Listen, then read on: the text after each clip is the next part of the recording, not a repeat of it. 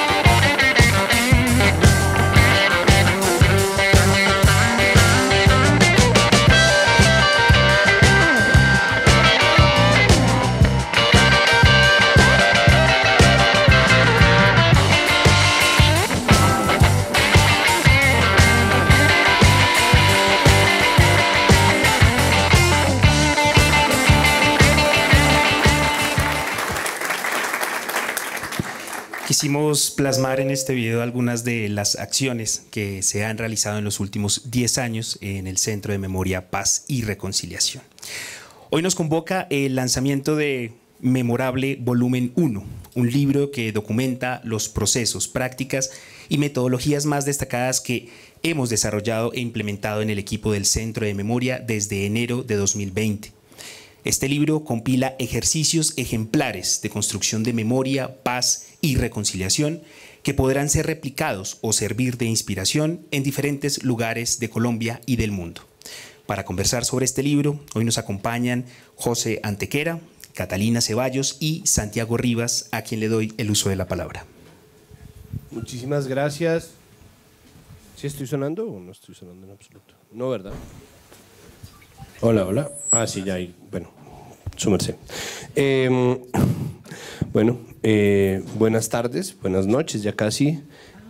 Y tengo, pues nada, el gusto de presentar, porque soy presentador, a Catalina Ceballos, directora de Estrategia de Desarrollo y Emprendimiento del Ministerio de Cultura, que ahora se llama Mi Casa, ¿no? Sí. Mi casa es tu casa. Y a José Antequera, director del Centro de Memoria, Paz y Reconciliación. Tengo la fortuna de estar acá presentándoles este libro que ustedes ya deberían tener en las manos. Si no, no se paren por favor, pero igual ya deberían tenerlo en las manos. Primero que todo, felicitaciones, porque 10 años de una gestión, que duró mucho tiempo funcionando en contra de la corriente, es algo que hay que celebrarle a este centro, ¿no? Que nació incluso pegado de una parte de la ciudad que muchas veces ha sido puesta en cuestión, ¿no? Como los dibujitos, era que decía cierto exalcalde. Sí, exacto. Los dibujitos lograron también sobrevivir. La memoria prevalece como un derecho, pero cuesta, ¿no? Cuesta un trabajo, y creo que el libro como testimonio y como objeto, y ustedes van a poderlo ver poco a poco, creo que contiene, o sea, es un testimonio muy completo del trabajo que cuesta. Entonces, les voy a contar cómo vamos a hacer. Vamos a dedicar una primera parte a hablar de distintos momentos Es decir, el libro va saltando por momentos, va pasando por los acuerdos de paz, la movilización social que nace ahí, el paro del 2019, el encierro, la masacre de Bogotá, el paro nacional de 2021, como todo esto que hemos ido atravesando. Pero además uno va viendo en el libro la relación que tiene la creatividad con esta gestión del dolor, el valor de la cultura, el valor de las artes, el valor de las series documentales y el trabajo que se han esforzado en hacer. Entonces, bueno, vamos a arrancar. Y José, yo quisiera preguntarle, yo sé que su merced no fue director desde el comienzo del centro hace 10 años, pero me gustaría que me hablara un poco sobre los años antes del acuerdo de paz, porque creo que es el momento en el que este centro era más quijotesco de lo que ya, ¿no? Como en ese momento en que no existía ni siquiera un acuerdo nacional, no existía ni siquiera un documento que nos pusiera a todos en el mismo camino, este centro estaba encaminado a eso. Entonces, hábleme un poco sobre esos años, qué de eso aparece en el libro, cómo se cuenta esa parte en el libro. Muy buenas noches y muchas gracias a todas y a todos por estar aquí. A Catalina y obviamente a Santiago por haber aceptado esta invitación. Cuando en el país, bueno, es un hecho conocido, es ya un hecho evidente, el periodo en el cual no se hablaba en Colombia de conflicto armado interno, se hablaba sobre todo de amenaza terrorista contra la democracia. Muchas acciones comenzaron a ser una persistente mella en la roca de lo que significaba la afirmación de que había en Colombia sobre todo una amenaza terrorista, que era la imposibilidad de, a partir de esa narrativa, abrir procesos de negociación, diálogo o solución negociada del conflicto, porque no existía. O sea, el mayor problema de esa narrativa es que implicaba un cierre, y ese cierre había sido en gran medida una operación política. Provenía del hecho de que cuando Álvaro Uribe había intentado el proceso de desmovilización con los grupos paramilitares, lo había intentado bajo un mecanismo que era el mecanismo de impunidad total. Y cuando recibió a ese modelo de impunidad total, una oposición tan grande, incluso o sobre todo proveniente de organizaciones de derechos humanos a nivel internacional con respecto a la historia de la criminalidad del paramilitarismo, la operación política consistió en decir, ok, si no se puede hacer impunidad total frente al paramilitarismo, entonces tampoco se va a hacer proceso de paz posible con las guerrillas. Y entonces, bueno, ahí hay un andamiaje jurídico muy fuerte. Dentro de las gotas que agrietaron esa roca, una pequeña gota también fue el Centro de Memoria, Paz y Reconciliación. Y su elemento fundamental fue haber logrado que una idea inicial que el alcalde Samuel Moreno tenía, que era construir una oficina para las víctimas en la Iglesia del Voto Nacional. Su primera idea, o sea, este centro era una oficina para las víctimas en la Iglesia del Voto Nacional. Y cuando se les dio por comunicarle a las organizaciones sociales de la ciudad de Bogotá que tenían esa idea, las organizaciones sociales afortunadamente tuvieron fueron asertivas en el hecho de decir muy bien, y además empezaron a preguntarse sobre este lote y lo empezaron a ubicar, lo empezaron a construir y empezaron a confluir las marchas, etcétera, básicamente para terminar obligando, y eso es una historia muy interesante porque eso es inédito en Colombia, obligando a la administración distrital a que la oficina para las víctimas que existía en el Voto Nacional se terminara convirtiendo en este proyecto y que hubiese en el proyecto de Bogotá 16.000 millones de pesos que tenía que invertirse en este centro de memoria. Y además, que eso es muy interesante, este lugar se iba a inaugurar porque se cumplía el bicentenario de la independencia, o sea, estaba para inaugurarse en el 2010, cuando se cumplía el bicentenario. Y no se lograba la inauguración en el 2010, era evidente porque, entre otras cosas, la primera pala que enterraron en este sitio fue contra un cadáver que estaba enterrado aquí, de los 5.000 que habían en un enterramiento, porque esto era cementerio de pobres y de nenes. Entonces, no se pudo inaugurar el centro, había que hacer la prospección arqueológica de sacar los 5.000 cadáveres o tantos que habían aquí, y el lograr persistentemente que este lugar existiera desde 2008 hasta el momento en el que se inauguró, fue básicamente, era la lucha por la paz en la ciudad, era la lucha por la paz en el país. Cada marcha, cada cosa que confluía en este lugar, pues terminaba haciendo lo mismo. Y cuando el lugar se inauguró, que eso es también, termino diciéndolo muy interesante, el Centro de Memoria se inaugura el 6 de diciembre de 2012, hace 10 años, y ese año, en el 2012, se anuncia la negociación entre el gobierno y las FARC en Noruega. Lo que implicaba, por eso digo que es una misma persistencia, es una misma lucha la que lleva a que las cosas nos traigan hasta este camino. Okay. Hay que decir que la independencia colombiana también se demoró, ¿no? 9 años en estar y tuvo sobrecostos también.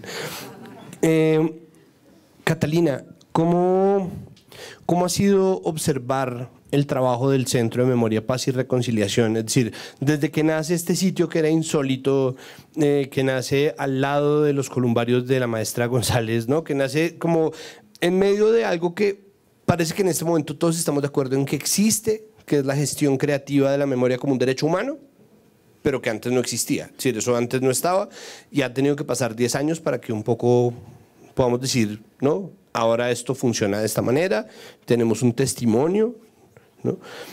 ¿Cómo se observa, cómo se ha observado, cómo lo ha visto usted a lo largo de los distintos puestos que ha ocupado la evolución de este Centro de Memoria, Paz y Reconciliación y su trabajo creativo en favor de esa memoria? Pues lo primero que debo decir es, bueno, pues felicitaciones a José y a todo el equipo del centro. Sin duda es un logro para la ciudad y para el país tener un espacio de estos. Lo otro que debo decir es que en el año 2002, tal vez, cuando trabajaba en el Instituto Distrital de Cultura y Turismo, en una de las jornadas de Rock al Parque, en el parque al frente hicimos una jornada de música electrónica. No sé si alguno de los presentes estuvo, tú incluso, Santi, ¿no lo recuerdas? No. Y fue muy interesante porque tener una fiesta electrónica al lado de un cementerio, bueno, y era de noche. Es más tipo concierto de metal. No, esperaría. Santiago. Luego, simultáneamente, había la idea de poder también venir a visitar el cementerio, por lo menos a quienes nos interesaban las visitas al cementerio. Era un espacio muy interesante porque ahí se podía narrar también la historia del país. Entonces las visitas al cementerio eran muy interesantes y luego, por supuesto, no podemos olvidar el proyecto que se hace con la maestra Beatriz González y sus columbarios, que hoy en día, a quienes no lo han visitado, está en el espacio de fragmentos del Museo Nacional. Siendo además un espacio que además fue muy polémico. 2018 fue la polémica con Peñalosa, cuando él dijo que tocaba quitar eso y poner cancha sintética y poner un parque. Sí. Yo no sé qué fue lo que, pero él quería hacer como algo con sintético y algo con… De su primera alcaldía, o sea, en realidad este proyecto desde la primera alcaldía Peñalosa le pareció horrible porque todo esto para él debía ser un parque recreativo. Pero yo recuerdo además cuando empieza esta obra la ilusión de muchas personas de la ciudad de saber lo que estaba pasando acá. Tú me preguntas a mí que yo cómo lo veía, entonces yo recuerdo que siempre había algo está pasando y allí va a pasar algo y allí va a pasar algo y estoy tratando de recordar, pero es que yo creo que yo vine a eso en el 2012 muy probablemente, pero como parte de Radio Nacional seguramente en ese momento. Y sé también que no siempre tenía los mismos espacios. Yo tengo una idea de que la obra fue como en etapas o de una apareció el edificio, la construcción así tal cual como está. Sí, de una apareció. Bueno, yo no tengo la idea, por ejemplo, de haber entrado por allá, sino que entraba por otro lado. Antes estaba abierta la calle 26 sí, plenamente, exacto. Entonces mucha gente entraba. Y ahorita cuando estaba viendo, para llegar al día de hoy, es ver este espacio lleno, ¿no? De personas, mujeres y hombres jóvenes que están acá en un espacio de escucha, en donde vamos a hablar de conflicto, de paz, de proyectos que tienen que ver con lo creativo, con lo artístico y lo cultural, y se le da todo el sentido a ese espacio y a esa espera que tuvieron tanto las víctimas como todas las personas que estábamos esperando que este espacio existiera como un espacio no solamente geográfico, sino también de una geografía humana, porque ahorita estabas mencionando los 5.000, ¿cómo se dice correctamente? Cadáveres. Nada, iba a decir muertos, uno no sabe. Restos arqueológicos. Bueno, y es increíble porque eso también hace parte de la historia, ¿no? Entonces, pues llegar acá y estar acá, la última vez que estuve acá fue en el lanzamiento de la fundación de Alfredo Molano, y me doy cuenta y he visitado varias veces las exposiciones que han estado.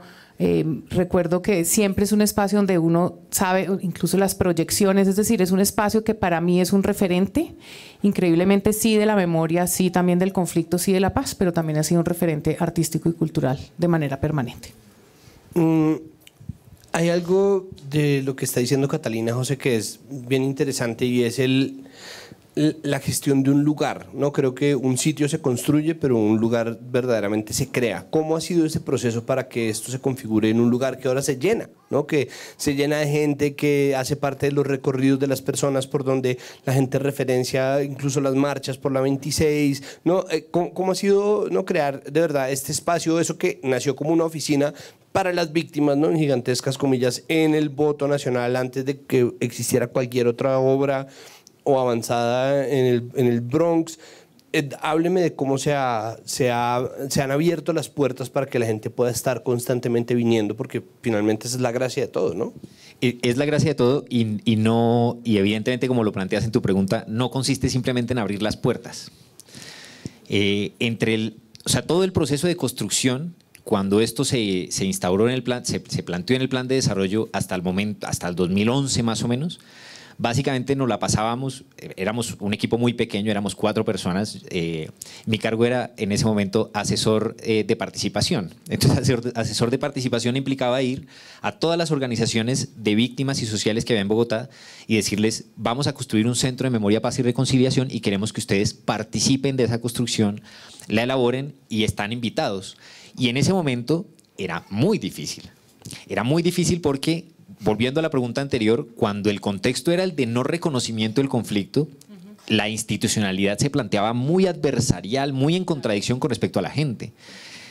Cuando toda la historia era la historia de las víctimas de crímenes de Estado y las violaciones a los derechos humanos del Estado, nosotros recibimos muchas veces, en respuesta en nuestros debates y diálogos con organizaciones, la afirmación de: y ustedes son el Estado.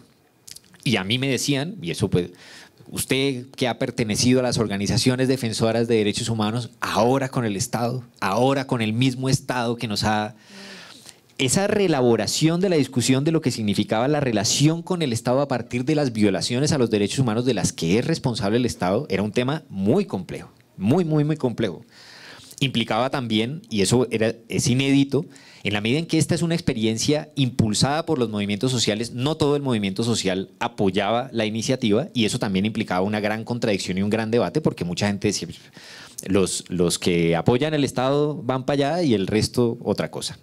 Entonces, tuvimos que hacer muchos diálogos y muchas conversaciones para lograr eso. Tuvimos que realmente construir, es decir, darle a esto un carácter no participativo, sino efectivamente materializarlo como un proyecto en donde la agenda, sus actividades, su filosofía, etcétera, se construye desde el movimiento social, la ciudadanía. Eso es una de las cosas de las que más nos sentimos, yo creo que, o la institución en general se puede sentir orgullosa, y es una de las cosas que más nos interesa invitar a defender también. Y en el último tiempo ha implicado afirmar principios muy importantes, y eso me parece que es muy valioso decirlo ahora.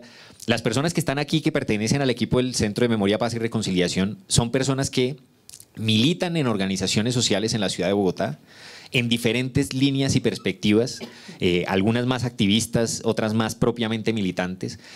Pertenecen a las perspectivas más novedosas, digamos, de esa militancia y de esa lucha, que incluye el feminismo y el antirracismo en la ciudad de Bogotá, etcétera, y comprenden muy bien los principios de lo que significa el relacionamiento. Entonces, eso es determinante, pero determinante ha sido para lograr, por ejemplo, que haya una relación que es de confianza real, de autenticidad real con respecto a las mujeres populares en la ciudad que participan, por ejemplo, en proyectos con el centro. Ha sido determinante para que hoy, pues ustedes pueden ver el auditorio, este no es un auditorio compuesto en su mayoría por figuras políticas que van a todos los eventos. O sea, básicamente aquí hay personas jóvenes, muchas personas jóvenes, que han participado. Yo estoy seguro que veo a muchas personas que han participado de procesos de formación, han participado de procesos de graffiti, han participado de los procesos de arte, etcétera. Esa clase de relación solo pasa por una autenticidad que pasa por principios que nosotros defendemos, pero realmente los tomamos muy en serio. Entonces, principios como, por ejemplo, nunca se sustituye, jamás nos permitimos sustituir a la iniciativa social. O sea, jamás nos hemos permitido ponerle un logo a una cosa que no sea nuestra, y irle a poner el logo porque sea algo que apoyamos. Y eso en términos de gestión pública no es cualquier cosa, porque todo el mundo te dice: bueno, si tú vas a pagar los refrigerios, pon el logo. Claro. ¿Sí? Si tú vas a hacer tal cosa, pues pone el logo, ¿no? Jamás nos hemos permitido, por ejemplo, eso es parte de los principios de verdad, jamás nos hemos permitido que en los eventos que hacemos, entonces el de comunicaciones, por favor, la orientación es que me tomes una foto de perfil a mí mientras estoy con tal y ponemos así en Twitter y en todas las redes sociales. Las pueden observar, eso se ve aquí, eso es parte de lo que nosotros hemos construido y no es cualquier cosa, o sea, es serio. Entonces, las imágenes, el protagonismo, lo que se comunica siempre es de causa. Muy rara vez colocamos el típico mensaje por redes sociales que dice a esta hora. A esta hora estamos haciendo tal cosa, que es como lo que importa comunicar es lo que yo estoy haciendo. A esta hora nada. ¿Por qué estamos luchando? Estamos luchando por la justicia frente a las violaciones a derechos humanos en la ciudad. Se están reuniendo y están exigiendo tal cosa y contamos las causas van primero, las voces de las personas van primero. Y eso genera una forma de relación que se defiende a través de principios, que es la que ha implicado desde hace 10 años hasta hoy tener un tipo de relacionamiento interesantísimo. Hace poco tuvimos, para contarles, aquí una reunión en donde el Centro Nacional de Memoria Histórica, que comienza una nueva dirección con María Valencia, antes estaba con Darío Acevedo, planteabas la realización de la Semana por la Memoria y las organizaciones, nos sorprendía ver la forma como las organizaciones sociales, no las históricas, no las de lucha contra la desaparición forzada, etcétera, no las de muchas personas que tienen un liderazgo de hace muchas décadas, sino las más jóvenes, víctimas del 9 de septiembre, etcétera, hablaban del Centro de Memoria, Paz y Reconciliación y les preocupaba más incluso que a nosotros qué papel podría jugar en el Centro de Memoria en tal cosa o tal otra.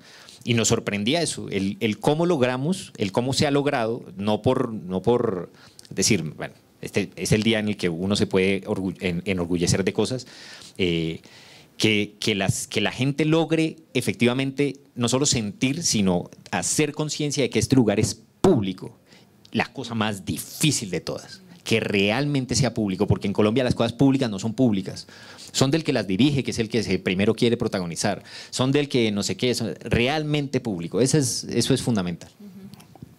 Vamos a eso, Catalina, porque creo que parte de la naturaleza es decir, parte de lo genuinamente importante o relevante sobre este lugar que se ha construido es precisamente eso, como su respeto de la naturaleza de lo público, en momentos en los cuales además el hecho político más importante sigue siendo el estallido social, ¿no? Sigue siendo el paro de 2019, sigue siendo el paro de 2021, no solamente como una manifestación política, sino también como una manifestación creativa, que ha terminado llegando a este lugar, ¿no? Que ha terminado gestionándose también y en parte a través de este lugar, precisamente por su naturaleza pública. Entonces hablemos un poco sobre eso, sobre la creación de entidades, sobre cómo responder a lo público cuando todos los liderazgos terminan siendo puestos en cuestión o en contradicción o en crítica por la misma gente, y cómo alguien que está en el distrito o en el estado termina en entidades que son de alguna manera contradictoras del poder. Bueno, pues es una pregunta muy interesante. Yo que hace poco volví a entrar a ser funcionaria pública, he decidido que definitivamente me encanta ser funcionaria pública. Y lo digo es porque precisamente tengo un respeto enorme por lo público. Si bien empecé a trabajar en ello, yo creo que desde el año 2000, hay una manera de referirse en inglés que es muy interesante de lo público que dice civil servant, y es realmente nos debemos a la ciudadanía y a la ciudadanía como colectivo. Y el reconocimiento de esa ciudadanía en colectivo, si bien empieza a darse de una manera mucho más presente y mucho más consciente, digamos, con este gobierno, producto sí de las manifestaciones sociales y también a partir del acuerdo, porque es en el acuerdo en donde las manifestaciones sociales y la participación pacífica se convierte, yo digo que es en ausencia a la Constitución donde esto no existía. Afortunadamente en los acuerdos de paz ponen un articulado en donde se habla de una participación política como una posibilidad de participación por parte de la ciudadanía. Y cuando como ciudadanos, ahí sí como lo que nos lleva es al reconocimiento de nosotros como colectivo, y quien supuestamente nos representa como colectivo debe ser lo público. Ahora, en efecto pasa que hemos visto que muchas personas que dirigen entidades del Estado, bien sea en el distrito, a nivel nacional y en cualquier parte del mundo, pues quieren poner una impronta de carácter político, no de la política, ni de lo social, ni de lo que corresponde a la entidad, sino su impronta, y no hay ese reconocimiento. Y tal vez creo que lo más interesante de lo público es precisamente eso, y ahorita que lo estabas diciendo me dio hasta pena pedir el logo. En todo. Es que bueno, yo les doy, pero pongan el logo, voy a empezar a pensarlo distinto. Pero sí siento que el ejercicio de lo público también es un arte creativo, es decir, cómo uno tener la capacidad de poner una entidad, unos recursos públicos, unos funcionarios, unos contratistas, y administrar recursos para el bienestar del colectivo. Eso es un arte, y por eso cuando dije al principio que me encantaba poder decir que era funcionaria pública, es porque me he dado cuenta que los buenos funcionarios públicos son muy importantes, y ya también me cuestiono increíblemente si uno debería o no hablar de la palabra desarrollo, pero sí fortalece la cohesión social y el tejido social sin duda. Y quería decir algo que no lo dije al principio sobre este espacio en específico, y es la importancia del espacio público. Y este espacio público es vecino de un barrio que también está en un crecimiento absolutamente importante. Yo creo que lo que ha pasado con el Castillo de las Artes ha sido un ejercicio de reconocimiento también de la diversidad, que ha sido muy importante, y Dartes ha dado unas puntadas ahí que a mi manera de verlo son muy importantes también para la recuperación de ese espacio. Incluso tener la 26, es decir, el imaginario del espacio público y cómo usamos ese espacio público. Yo hablé pues de una fiesta, luego hablé de la maestra, hablé del cementerio, pero el uso del espacio público y cómo se le da ese uso a esto me parece que también es absolutamente importante. Y ahorita que estábamos antes de empezar hablando con José del tema de lo popular y de la economía popular, se refiere precisamente a todas esas actividades y relaciones que ocurren en ese espacio público y que nadie reconoce. Entonces, creo que es un tema complejo, y así de complejo es como es de interesante e importante de abordar, ¿no? Lo público me parece que nosotros no le damos respeto, y voy a poner un ejemplo. Yo quisiera preguntarles a las mujeres y hombres que están en este espacio que alcen la mano cuántos de ustedes oyen, escuchan la radio pública de Colombia. Bueno, yo diría que estamos 50-50. Es un público público. Cuando nosotros trabajábamos en RTBC, lo que nos decían las audiencias era que preferían escuchar la radio privada, porque es que nosotros no reconocemos el servicio público, lo público como nuestro, ¿no? Las emisoras públicas son de nosotros, los servicios públicos son de nosotros, el servicio que nos hacen los concejales, representantes a la Cámara y los senadores.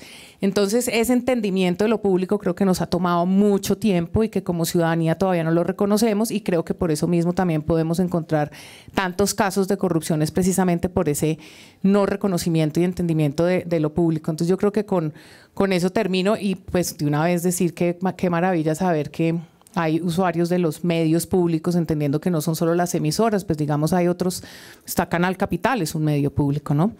Entonces sí soy una abanderada de lo público, del espacio público como una representación de lo colectivo siempre. Creo que parte de ese crecimiento en la audiencia de los medios públicos tiene que ver con algo que está directamente relacionado con la gestión del Centro de Memoria, Paz y Reconciliación, y es el ejercicio creativo desde lo público, ¿no? Hasta hace un tiempo, hasta hace relativamente muy poco tiempo, se consideraba el servicio público como un acto completamente desligado de la creatividad, ¿no? Se pensaba que lo público era un poco de folders AZ en donde se documentaba una serie de procesos y se ponían unos gestores, y era una cosa absolutamente gris, kafkiana, ¿no? Y sin embargo, espacios como este, lugares como este y otros, es decir, los medios públicos han logrado traer a la conversación el acto creativo como parte del crecimiento de lo público y como parte del servicio, porque en este momento, si la televisión pública no es entretenida, está fallando a su deber, ¿no? Antes no, antes había gente que si se entretenía viendo un programa de televisión pública, esto es la cosa más light que he visto, entonces, ¿cómo?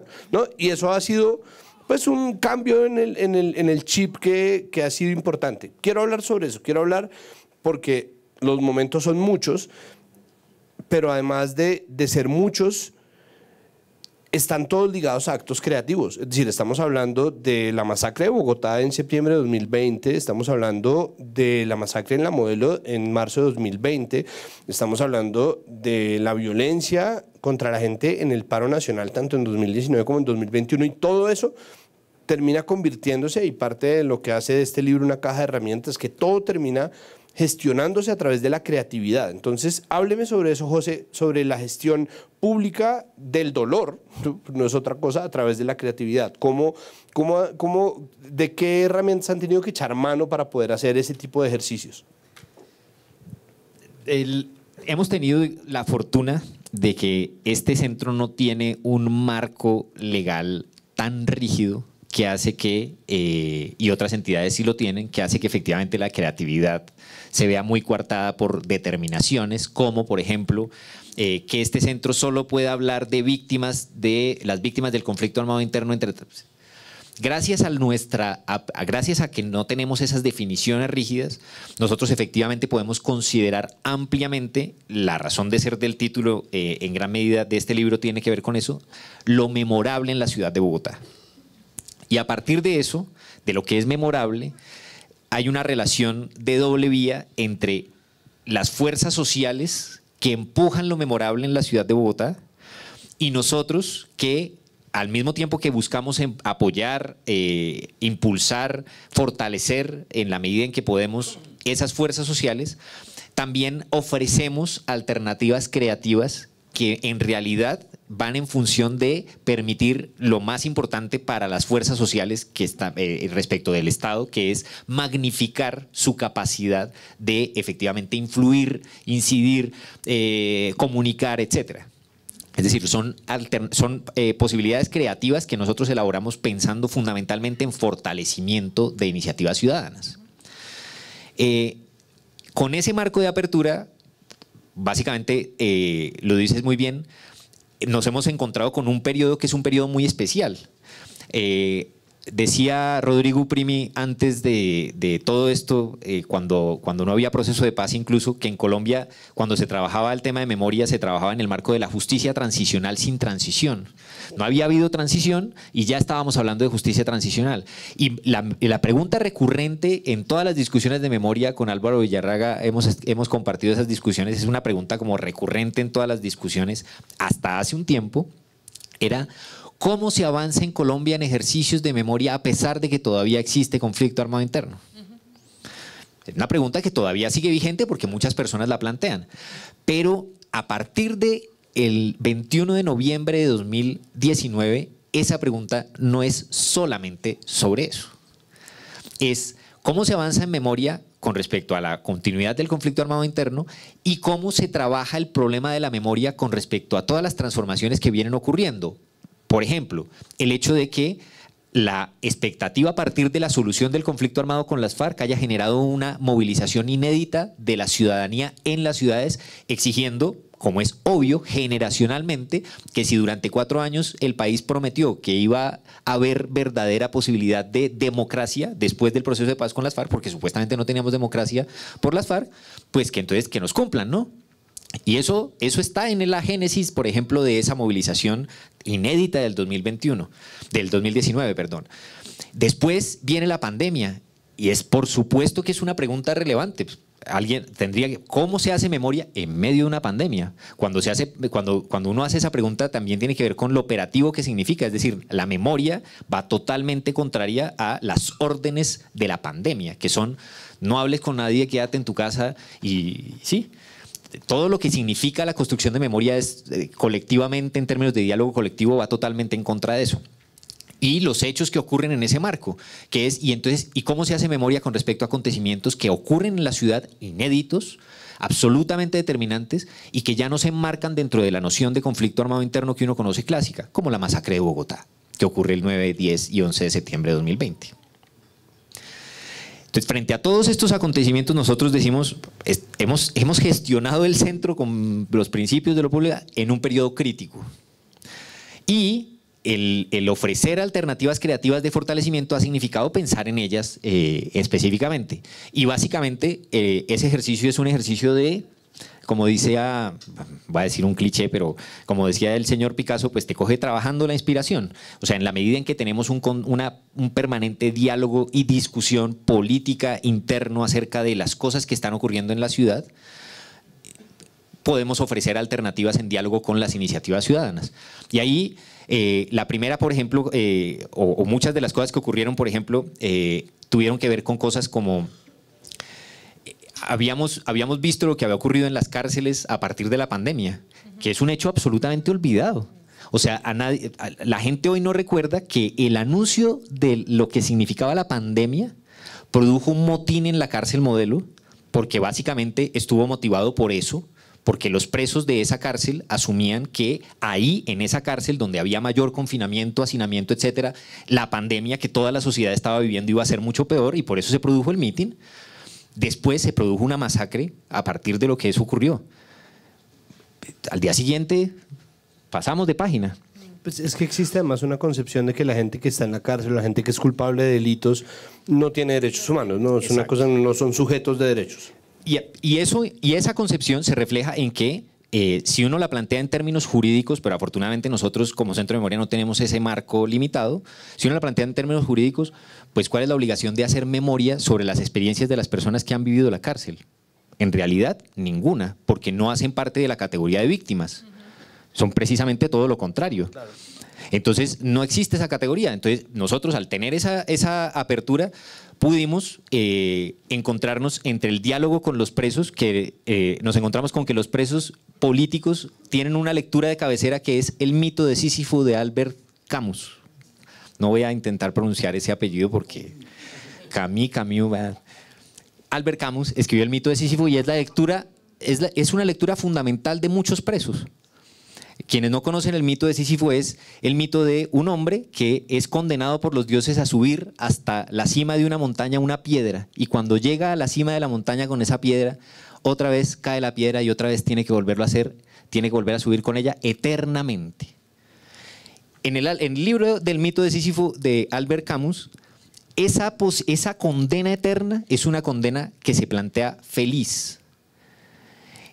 Y la experiencia de las personas que estaban dentro de la cárcel, la experiencia de las personas que están dentro de la cárcel es la experiencia de quien está condenado y tiene que construir la felicidad sabiendo que su condena es esa. Y la experiencia en el marco de la pandemia, y eso es ahí un intríngulis, Albert Camus también escribió La peste. Y cuando escribe La peste, entre otras cosas, habla de la experiencia de la pandemia en La peste como una experiencia que solo es equiparable a la prisión o al exilio.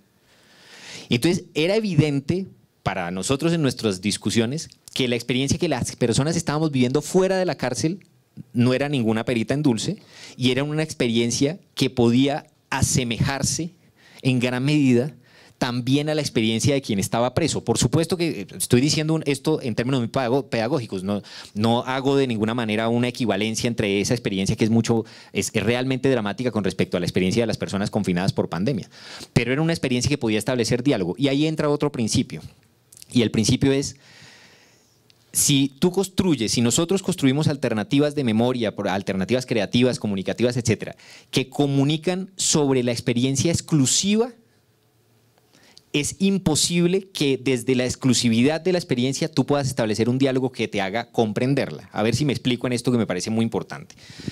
Si nosotros contamos la experiencia de las personas en prisión como una experiencia exclusiva de solo la tienen las personas en prisión, todos los que leemos la historia, los testimonios, etcétera, siempre sabemos que esa es una experiencia que tiene esa persona. No la tienes tú, así que si acaso te conmueves. Pero ahí esa distancia hace que no puedas pasar del conmoverte. Si tú comunicas la experiencia de los familiares de las víctimas de desaparición forzada como una experiencia exclusiva que tienen quienes tienen familiares de víctimas de desaparición forzada, tú que no lo tienes, pues evidentemente a lo mucho puedes conmoverte con la experiencia que tiene el otro totalmente distinta. Para nosotros hay una lección aprendida, entre otras cosas, casi de 10 años de trabajo. Y es posible construir, uno podría hablar de gestión del dolor en ese sentido, pero es posible construir alternativas creativas comunicativas que generen identificación en las experiencias. Y en esa identidad de identificación de las experiencias hay una gran potencialidad precisamente para que, más allá de conmoverte, te movilices en contra de la injusticia, que es la cuestión fundamental. Entonces, por eso, si la experiencia de las personas que se viven en la cárcel se cuenta a través del mito de Sísifo como una experiencia que puede compartir cosas con respecto a la experiencia de quien está en pandemia confinado en su casa, ahí hay una comprensión, hay un acercarse al problema de la injusticia que puede hacer comprender esa injusticia que está ahí. O la experiencia de los familiares de las víctimas de personas desaparecidas, que nosotros nos inventamos el proyecto de vamos a ver las estrellas en el cielo y a decir que cada estrella tiene el nombre de una persona desaparecida, y hablamos con el planetario y se convirtió eso pues en un proyecto más grande que si quieren después ampliamos. Pero la cuestión fundamental no es la experiencia exclusiva del familiar de la persona desaparecida, es la experiencia compartida de necesitamos honrar el cielo y las estrellas que nos pertenecen, que no tienen dueño, con los nombres de algo, de una experiencia que ya no va a ser exclusiva. Y entonces ahí eso es un principio muy adorniano, muy de Adorno, que es el centro del trabajo que se hace aquí, es lograr que la experiencia exclusiva se convierta en experiencia general. Es un performance. Sí, Permanente. pues yo quisiera que usted me ayudara a ampliar esa cuestión. Antes de pasar al libro, porque vamos a cerrar haciendo un recorrido por el libro, quisiera que por favor me ayude a ampliar esta noción, porque pues usted viene del Ministerio de Cultura, que es exactamente la entidad responsable de la gestión creativa del servicio público o de la creatividad en lo público. ¿Verdad? Y los saberes y los... Santiago, nombres este no es el espacio para esta discusión. Pues yo oigo hablar a José y ahora entiendo por qué era tan importante que hubieras ido al programa. Me encanta escucharte porque además la manera como lo planteas es como cuando un artista conceptual desarrolla un concepto para poder hacer o un performance o una instalación o explicar su obra de arte desde lo conceptual. Yo escucho a José y me quedo pensando, pero es como escuchar o leer el texto de José Alejandro Restrepo cuando cuelga los bananos para explicar la masacre en las bananeras. Y me llama mucho la atención la forma, como siempre dices, proceso creativo y comunicativo, entendiendo que ambos elementos son unos elementos de expresión de nuestra cultura, tanto las artes como las prácticas culturales, como la comunicación, pues son expresión de nuestra cultura, no solamente por el idioma, sino por la manera como nos comunicamos.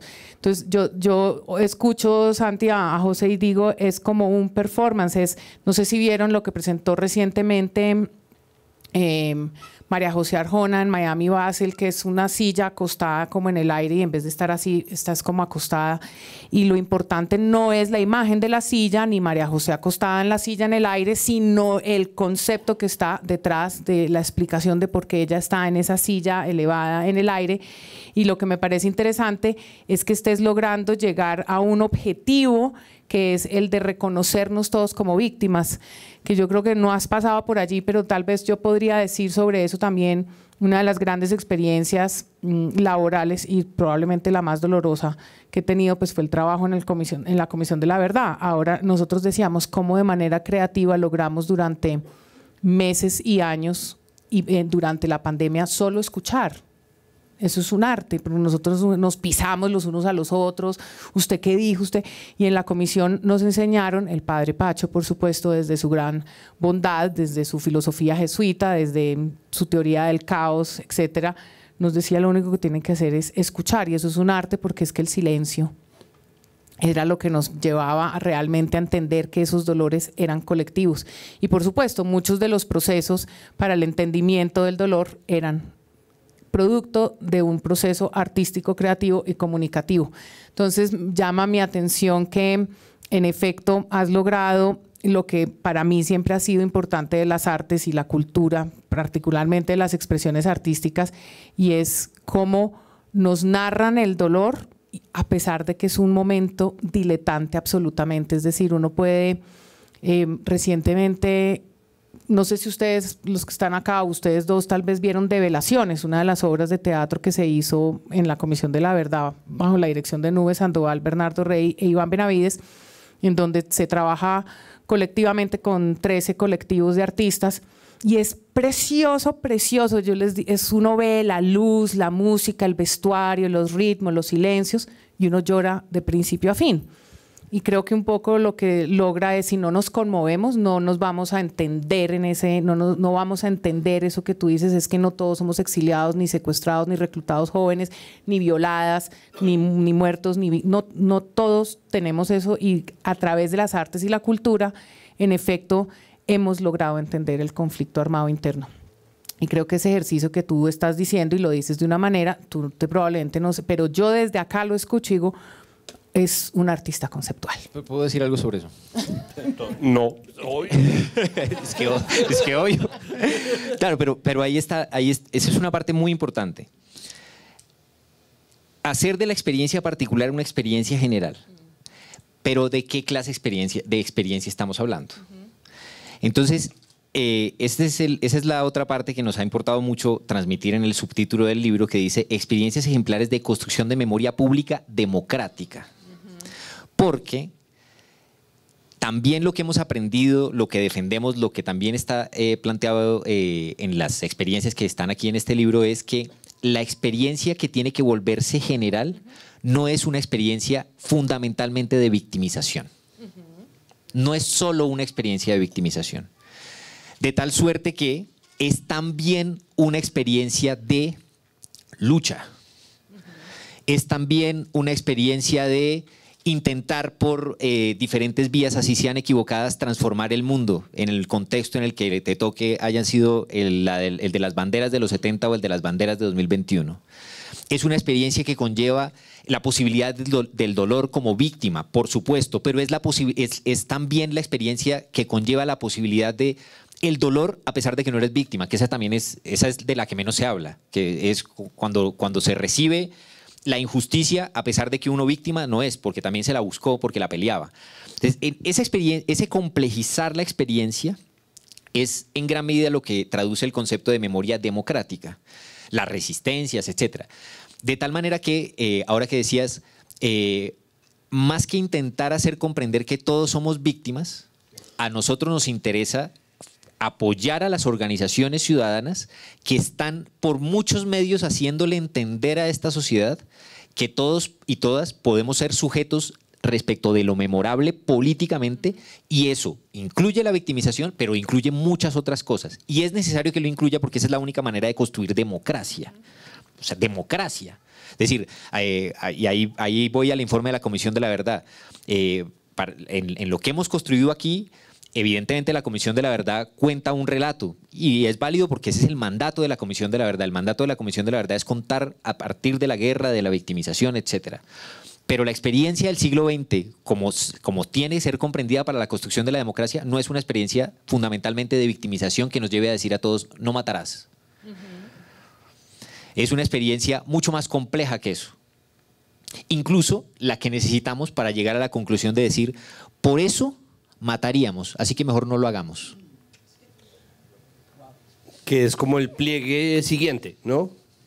Ok, yo me tengo que ir, pero yo quisiera, mientras llega mi taxi, yo tengo un monólogo que hacer. Yo tengo que hacer mi propia gestión creativa del dolor. Entonces, pero quisiera que por favor nos presentara el libro. Yo le sostengo el micrófono y usted nos hace todo el recorrido. ¿Le parece?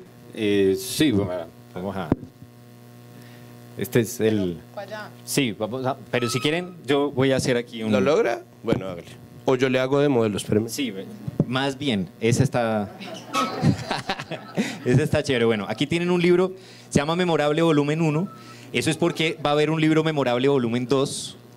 El libro Memorable Volumen 1 es de experiencias de construcción de memoria democrática pública en este periodo crítico. El libro Memorable Volumen 2 es una compilación de artículos de nuevos autores y autoras que intelectualmente, no es academia, sino intelectualidad, están pensando la memoria de nuevas cosas de las que no se ha pensado recientemente. Empieza con la explicación sobre la exposición que tenemos, de Resisto Luego Existo, que es la exposición que tenemos allí, que pues ya en su nombre anuncia eso que te decía, y es la búsqueda de complejizar la experiencia que incluye la resistencia. Cada texto está acompañado de un relato que le motiva y que viene vinculado con eso. Luego tenemos los cursos que hemos hecho aquí. Hay muchas personas, bueno, eso es una pregunta que para algunos será como, pues, obvia, pero para todos no lo es. Hay muchas personas que nos preguntan a nosotros, quiero hacer ejercicios de memoria, indíqueme eso, y para mí pues es como, pues invéntatelo y ensayo-error, pero no.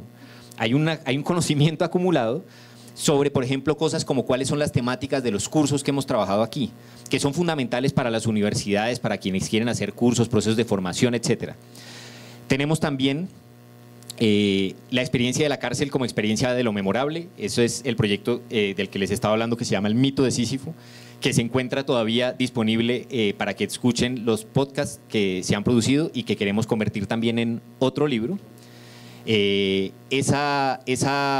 libro y ese podcast son experiencias de personas que han pasado por la cárcel y pues que han pasado por la cárcel, familiares, etcétera, que también nos interesa comunicar.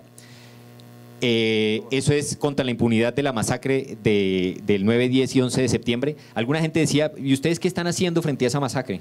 Y no era fácil.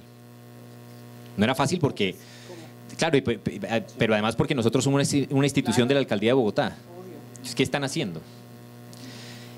Nosotros hicimos una cosa que no fue tan espectacular, no fue tan publicitada, pero es absolutamente importante y realmente ha sido muy valiosa, que es poder generar una relación de verdadera confianza auténtica con los familiares de las víctimas para producir a partir de ahí una serie documental que se ha terminado emitiendo en diferentes lugares, universidades, aquí en el centro, con grupos ciudadanos, etcétera.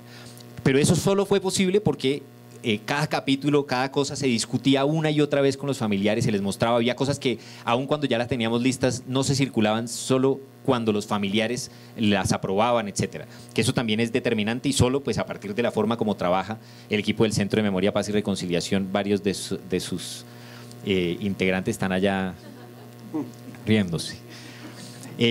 Por la reconciliación como causa común, tiene mucho que ver con unos procesos que hicimos aquí en el Centro de Memoria con excombatientes y firmantes de paz. Con ellos construimos, gracias a una alianza con el Instituto Caro y Cuervo, unos procesos de escrituras creativas que aluden mucho a eso. ¿Cómo lograr que la experiencia de los excombatientes fuese conocida por los jóvenes de la ciudad y que los jóvenes no vieran esa experiencia como una experiencia tan exclusiva? Pues chévere verla, pero pues por allá, no hace parte de mi vida, pues porque guerrillero usted y yo no tenemos nada que ver. Y resulta que sí, porque las personas firmantes de paz han vivido en las montañas de Colombia y en los paisajes más hermosos de este país durante muchísimo tiempo, lo conocen como nadie, Caño Cristales, el Cañón de las Hermosas, etcétera. Y muchísimos jóvenes en los colegios de Bogotá están más interesados que nunca por el medio ambiente como otra generación estuvo interesada en otros temas. O sea que hay un elemento común, que es la defensa del medio ambiente. Entonces, por eso esos textos están contados no para contarnos experiencias de la guerra terribles, sino sobre todo experiencias de relación con la naturaleza. Creación colectiva son los procesos que se han abierto para hacer procesos de formación y de creación colectiva, valga la redundancia, sobre todo dirigidos a jóvenes, aunque todas las personas de diferente edad se han podido inscribir, y a partir de los cuales se han producido procesos de formación en torno al rap, al teatro, a la cuestión escénica y artística, que han permitido hacer performance, puestas en escena de diferentes tipos. Cine y memoria. Nosotros, eso es bien curioso. ¿Cómo lograr, por ejemplo, en un sitio de estos, tener una programación de cine? Dificilísimo, porque pues te encantaría mostrar todas las películas piratas que te venden en el centro y que tienen mucho que ver con la memoria, pero no podemos. Entonces, que haya una persona que realmente, efectivamente logre mantener aquí una agenda de cine y de películas, haciendo alianzas, convenciendo a nuevos directores, a directores antiguos, etcétera, que muestren sus películas, es una cosa muy valiosa. Y aquí tenemos, y está en el libro, pues hemos mostrado una cantidad de películas muy valiosas, se han hecho alianzas con festivales, etcétera, pues que efectivamente hacen que el centro sea también un epicentro de eso, ¿sí? Del cine con respecto a la memoria. ¿Qué más tenemos? Las galerías y las exposiciones. Las organizaciones sociales y de víctimas no conocían, o la idea de exposición no era propia de las organizaciones sociales y de víctimas hace 20 años. Sí hacían galerías de la memoria. en las plazas, se encontraba uno con los familiares, con sus fotografías, etc. Aquí en el centro, en gran medida se ha logrado desarrollar el paso siguiente después de esas galerías, que significan las exposiciones. Y entonces tenemos una agenda expositiva permanente que además se ha logrado ampliar a todos los espacios del centro. Entonces antes uno tenía espacios muy formales diciendo, las exposiciones se hacen en las salas de exposición, que tenemos una permanente, otra temporal, y si acaso pues alguna otra exposición. Ahora en cualquier lugar se hacen exposiciones, todo el centro está dispuesto a que hagamos exposiciones, en el memorial a veces se hacen acá, en cualquier sitio, todo el centro está en esa disposición, y eso ha permitido que brindemos asistencia técnica a las organizaciones, que muchas tienen la necesidad de decir, yo quiero convertir en exposición estas fotos que tengo en archivo y no sé cómo se convierten, o tengo una exposición muy elaborada, y a partir de eso pues hay un ejercicio muy interesante en torno a muchos temas que pueden encontrar ahí. Hay una parte de niños y niñas. Hay una parte de niños y niñas valiosísima. ¿Cómo cuenta uno el tema, por ejemplo, del asesinato de líderes sociales o de líderes políticos en Bogotá a niños y niñas? Es decir, ¿qué relación tiene eso? Eso es una pregunta muy difícil. Tan difícil que la mayoría de lugares de memoria que existen en el mundo no se meten con ella. Nosotros aquí, por ejemplo, hemos logrado construir procesos, proyectos que parten de creaciones artísticas interesantísimas con plastilina en torno a Mario y Elsa como defensores del páramo. Y ellos aparecen no como dos personas asesinadas frente a los niños, a quienes no nos interesa contarles ese pedazo de la historia, ya tendrán tiempo de conocerla, sino como defensores del páramo frente a niños que necesitan defender el páramo y necesitan aprender referentes nuestros sobre la defensa de la naturaleza, más allá de Greta Thunberg. ¿Se quiere ir? Te toca. Vaya, yo sigo. Aquí seguimos, aquí Sí, vaya, seguimos. vaya. ¿Cómo sí, mi libro? Ah, este es tuyo. Santiago, muchas gracias. Felicitaciones. Un aplauso para Santiago, por favor. Muchísimas gracias, que estén bien. Yo te sigo acompañando Exacto, en el muchas camino. gracias. Aquí tenemos, a ver, ¿qué más? Eso es un comportamiento modelo. El de los niños y niñas ya les conté. Bueno, hay muchos ejercicios ahí que tienen que ver con esa clase de proyectos. Tenemos Acá está el de las estrellas. el de las que estabas estrellas. contando. Bueno, ese es un proyecto muy bello que hemos hecho a partir de la forma como nos inspiró una película que es Nostalgia de la Luz, que es una película en la que Patricio Guzmán, que es el documentalista chileno más importante en el mundo, si se quiere, documentó cómo en el desierto de Atacama, que es uno de los lugares privilegiados para ver estrellas en el mundo, eran arrojados los cuerpos de las personas desaparecidas por la dictadura de Pinochet.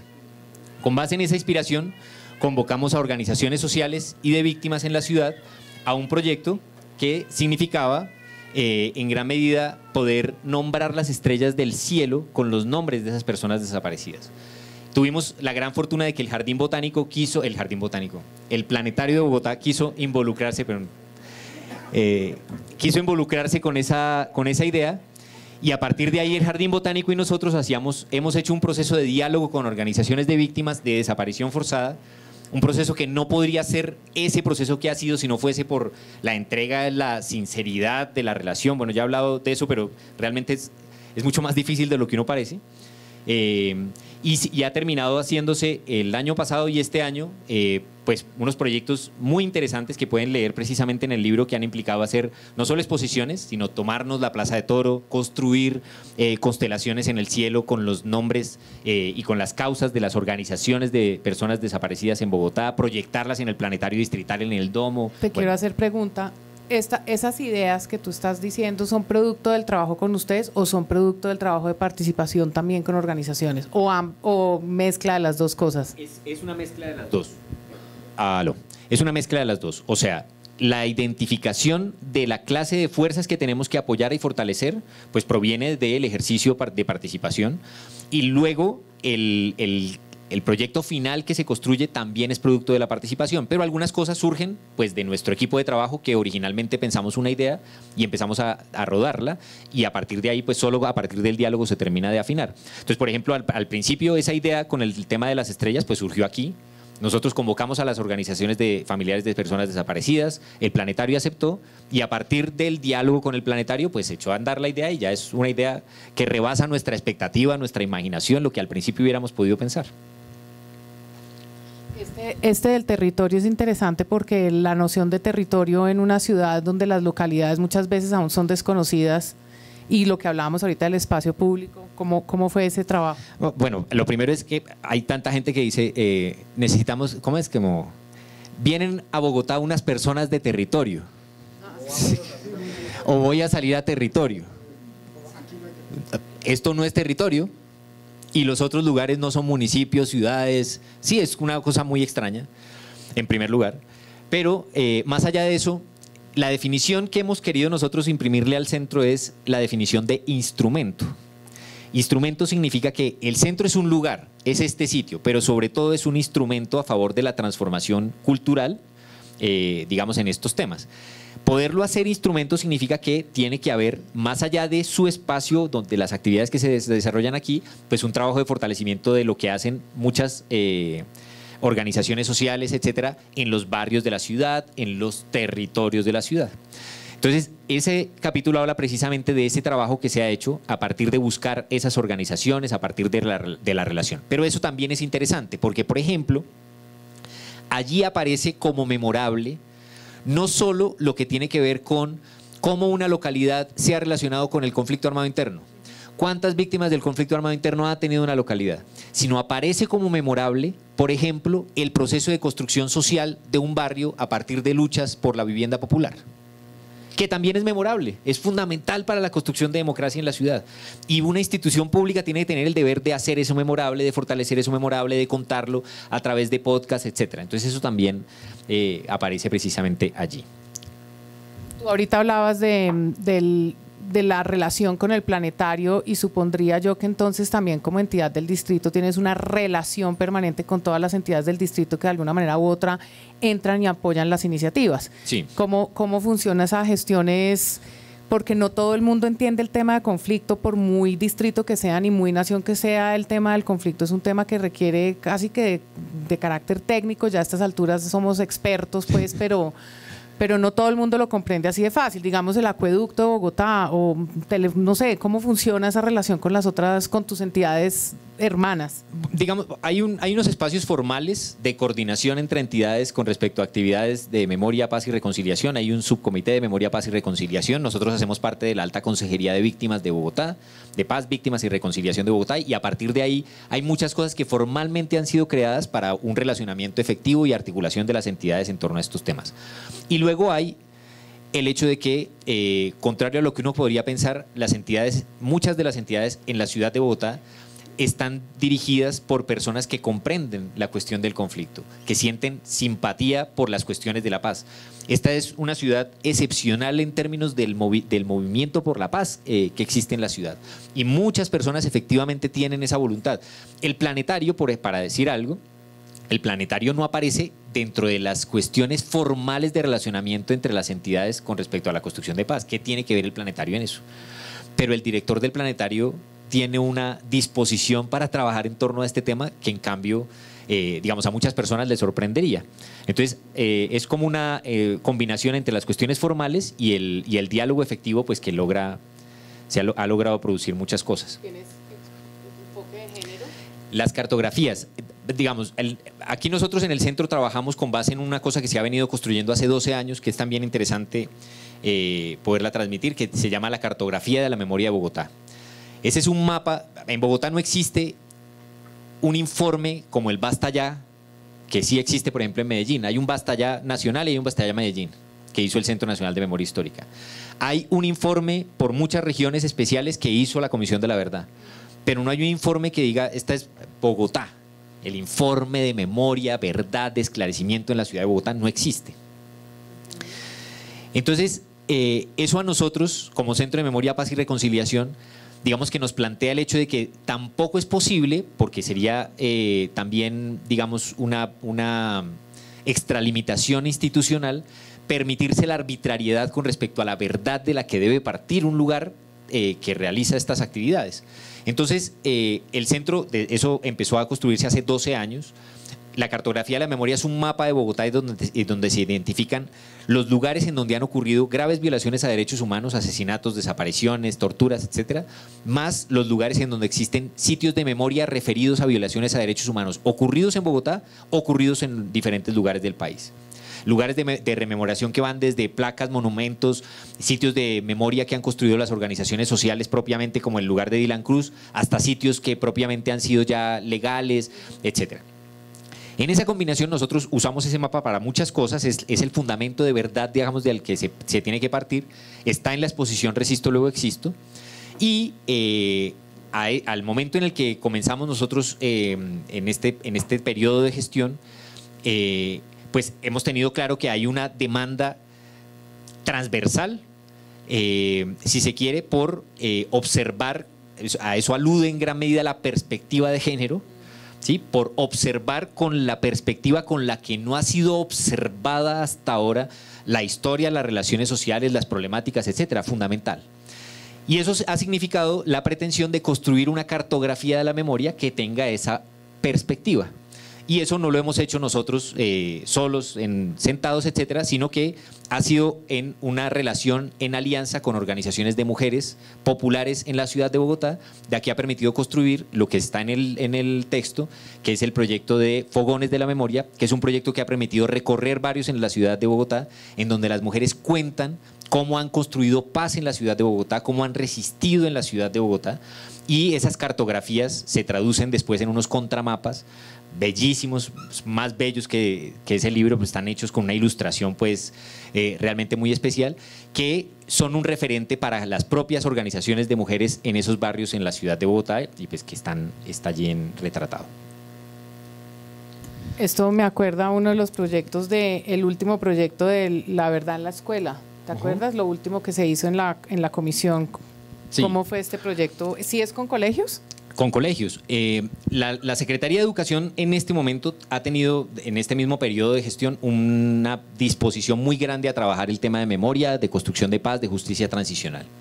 Nosotros nos hemos podido encontrar con la Secretaría de Educación y hemos podido construir con ellos pues todo un plan de trabajo que incluye muchas cosas. Aquí está la escuela y la verdad. Exactamente. Entonces, la Comisión de la Verdad tiene, la Secretaría de Educación tiene por lo menos 2 puntos importantes en estos temas, que son, uno, la Comisión de la Verdad propiamente, el cómo Bogotá a través de los colegios logra socializar, discutir, etcétera, apropiar el informe de la Comisión de la Verdad, y 2, cómo el principio de justicia restaurativa que está en los acuerdos de paz logra incorporarse al ámbito de la escuela, en donde también se necesita un cambio de perspectiva de la justicia desde lo punitivo hacia lo restaurativo. Entonces, a partir de esos intereses compartidos, ha habido una serie de trabajos con la Secretaría de Educación y con otras universidades y otras instituciones que han implicado que en este momento, desde el centro, desde toda el área de pedagogía, nosotros estamos liderando una comunidad de prácticas pedagógicas y creativas que tiene prácticas pedagógicas en los colegios con respecto a el informe de la Comisión de la Verdad y todas las cuestiones de memoria y esclarecimiento, digamos, más allá de ese informe. Y a esa comunidad de prácticas pertenecen, pues, ¿cuántos maestros? Más de 200 maestros, pongámosle. Así que no tengo el número exacto aquí. Eso se está liderando desde acá. Y hay una red de maestros articulada precisamente a producir todo eso. Todo con el mismo principio. Nosotros, por ejemplo, con los maestros no trabajamos diciendo, bueno, vamos a reunir a los maestros y vamos a explicarles las cosas. Es como, hay muchos maestros en la ciudad de Bogotá que hacen muchos proyectos con los temas de memoria. Entonces, lo primero que hemos hecho y el fundamento de lo que se ha logrado realizar es reunir a los maestros que hacen esos proyectos y nosotros, pues con recursos muy limitados, pero con mucho entusiasmo, pues hemos querido fortalecer más bien ese trabajo y esa capacidad. Ahorita oyéndote pensaba y ya para cerrar te quería hacer una pregunta. Yo te escucho, bueno, me puse en rol de entrevistadora total. Buenísimo. Bueno, y la pregunta es, yo te oigo optimista, a pesar de que trabajas con un tema que es del dolor. ¿Eres optimista? Porque también pensaba a propósito de unos asuntos que han ocurrido recientemente.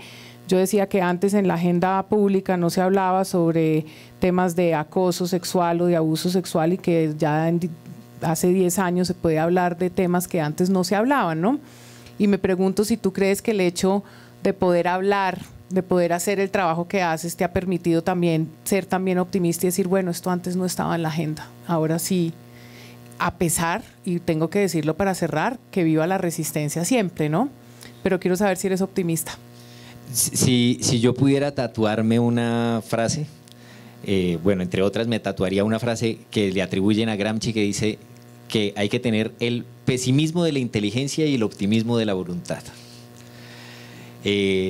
Uno sabe cómo son las cosas, y si sabe cómo son las cosas, y se sabe cómo se hace la política, y si sabe cómo se hace el proceso de paz, y si conoce suficientemente las cosas, tiene que ser suficientemente pesimista, porque hacia allá te bota la inteligencia. Pero si sabe uno también reconocer que no la voluntad personal, sino la voluntad del equipo del Centro de Memoria, Paz y Reconciliación, la voluntad de la gente que ha participado.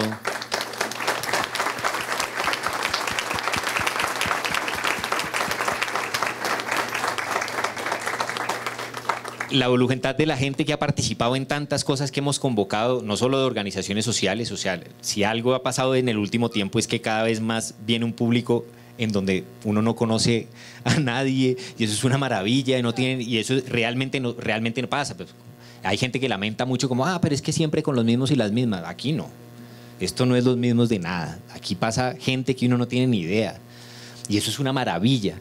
Y si uno ve esa voluntad y ve la voluntad de los que estuvieron antes que nosotros, que con canas y con lo que sea, ahí están persistentes, lograron gobierno.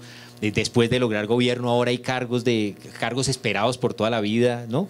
Incluyendo la ministra de Cultura, Patricia Ariza, que cuándo iba a ocurrir esa posibilidad. Entonces, si uno ve voluntad, aquí lo que tenemos es voluntad para ser optimistas. La inteligencia nos arroja otra conclusión, pero hay voluntad para ser optimistas. Bueno, muchas gracias, José, y has hecho un trabajo increíble, pero creo que lo más bonito también es de manera permanente has reconocido el trabajo de tu equipo, y eso habla precisamente de cómo ves el ejercicio de participación con tu propio equipo. Muchas gracias. Me encanta ver una audiencia joven e interesada en estos temas. Creo que eso también tiene que ver con que tú también eres un hombre joven, así que muchas felicitaciones al equipo, también felicitaciones, y a todas las personas que vinieron hoy, y a mí por haberme invitado a cerrar. Muchas gracias.